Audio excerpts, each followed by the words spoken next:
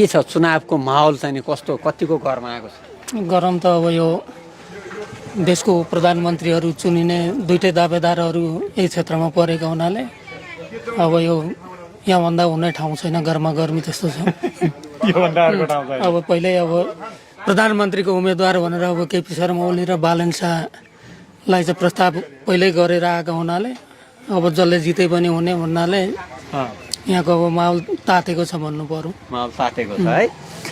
जस्तो यसो माहौल बुझ्दाखेरि के छ, के कुरालाई ध्यानमा राखेर मतदान प्रक्रियामा सहभागी हुन्छौँ भनिरहेका छन् यहाँ? तपाईँको पनि कुरा भयो, अरूको पनि।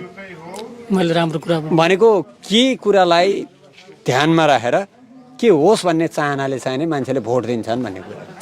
यहाँ देश अब राम्रोसँग अब विकास गरेर भ्रष्टाचार नहोस्, के अरे अब मुख्य जनताहरूको माग चाहिँ अब यो भ्रष्टाचार विरुद्धको छ। यो अहिलेको सुशासन चाहिएको।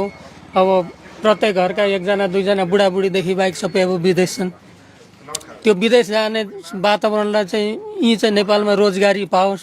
यो पढेर सर्टिफिकेटहरू अब डिग्रीका सर्टिफिकेट बोकेका छन् गोजीमा, काम लेबरको नि पाइरहेका छैनन् यहाँनिर।